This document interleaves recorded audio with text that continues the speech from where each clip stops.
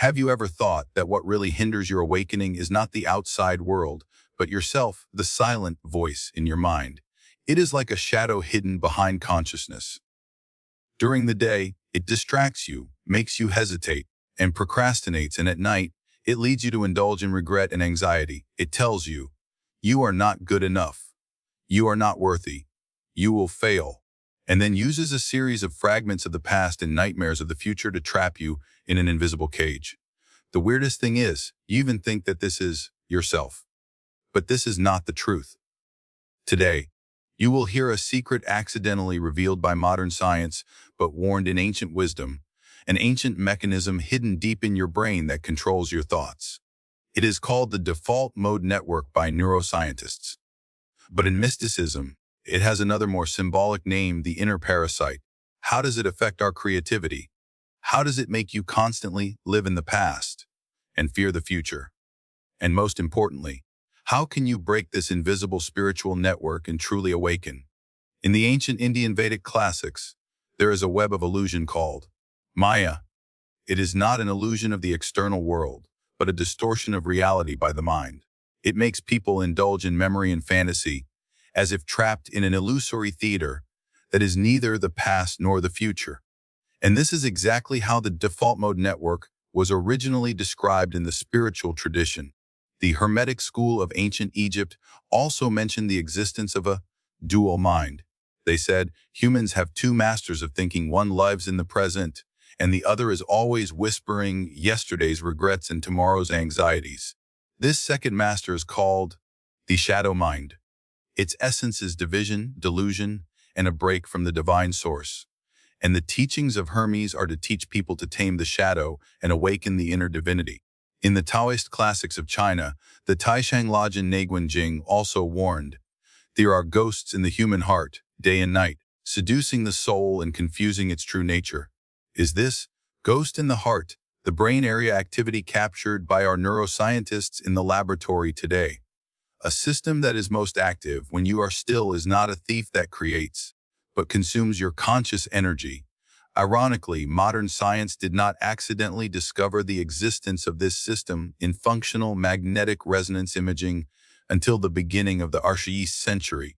When the human brain does not have a specific task, this network will automatically start replaying the past, predicting the future, creating fantasy dialogues, and recalling failed plots. And its energy consumption accounts for more than 90% of your brain's thinking activities. Why did the ancients describe all this long ago, but it was forgotten or even ignored by modern people? Because we live in a civilization that advocates external efficiency, and the study and manipulation of internal spiritual mechanisms have long been classified as pseudoscience and mysticism and have been systematically marginalized. But the truth has never disappeared. It is just hidden in those forgotten words, buried in the echoes of lost civilizations. And you are retrieving it. Imagine your brain is a huge palace. During the day, you handle tasks, face challenges, and make decisions in the hall. The executive network is in control. But once you stop, put down your phone, close your eyes, or even just stare blankly, distracted, or scroll through social media, the secret door behind the palace will quietly open. What walks in is KIT, the default mode network. This is not a single brain area, but a mysterious alliance composed of the medial prefrontal cortex, posterior cingulate cortex, parahippocampal gyrus, and other areas. It is like a lurking screenwriter, quietly manipulating the direction of your thoughts when you have nothing to do. It suddenly reminds you of a shameful conversation 10 years ago. It makes you imagine your boss's disappointed expression in you late at night. It inserts a series of shopping lists, unfinished work, and WeChat messages from friends when you try to meditate.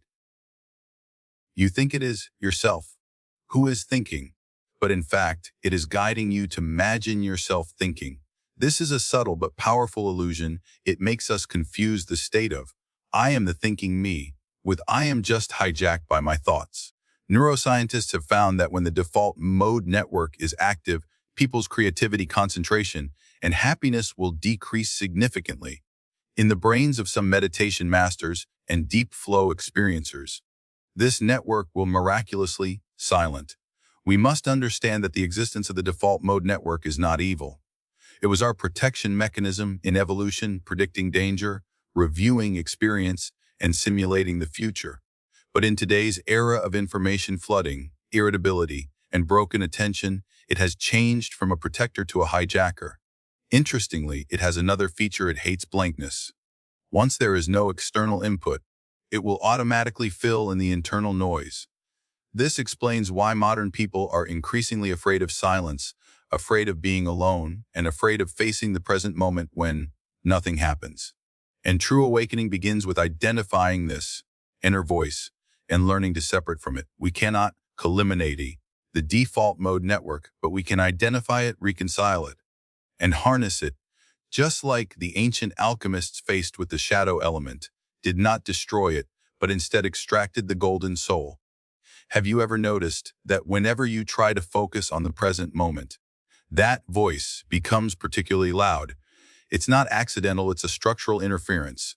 The default mode network is not just a background program in your brain.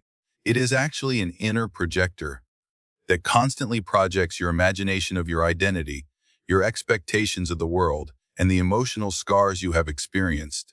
Psychologists call it the narrative self. It constantly uses I am, I should, I can't to construct a story about who I am. And this story, most of the time, is based on fear and incomplete cognition. In the esoteric tradition, there is a symbolic creature called Frustra, the snake of delusion. It entrenches in the roots of the heart, a people, and feeds you illusions and obsessions. The more you fight it, the stronger it becomes. The more you try to escape, the tighter it entangles. And this snake is the incarnation of the default mode network in the spiritual system, not an enemy of the entity, but a test of consciousness. Modern people have a misunderstanding of thinking that is almost worshipful, believing that constant brain activity represents awakeness, intelligence, and efficiency. But ancient wise men, whether it is Buddha, Lao Tzu, or Sufi wise men, have warned, the most dangerous trap is to believe everything the mind says.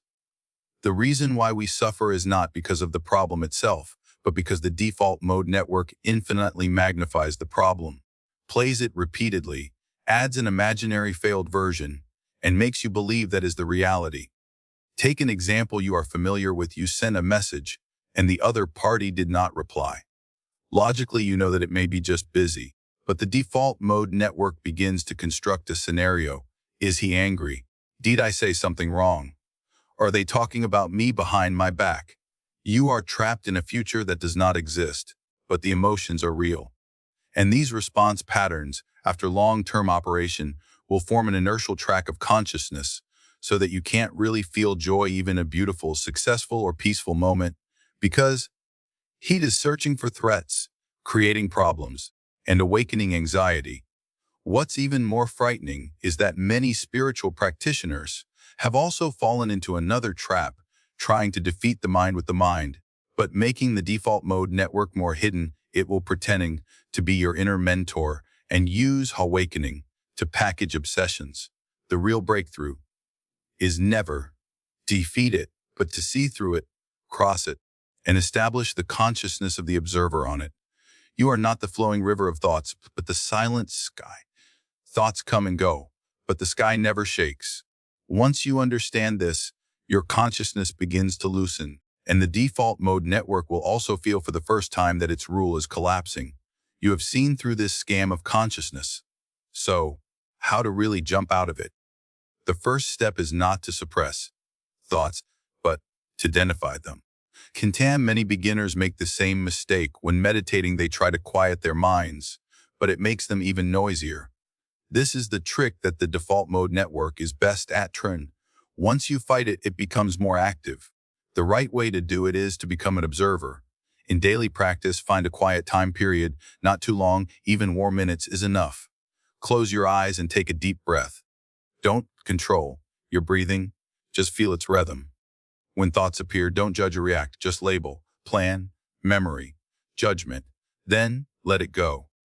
This technique is called noting meditation, which comes from thousands of years of introspection tradition, but has been proven by modern neuroscience to significantly inhibit the activity of the default mode network. The second exercise is immersive action of flow recalibration. Focus 5% of your attention on a simple task, washing dishes, walking, making tea, wiping the table. The key is not what to do, but to be completely present. You will be surprised to find that when you are truly, fully present, the voice that creates anxiety suddenly becomes quiet, as if it has been unplugged. The third tool is perhaps the most overlooked language.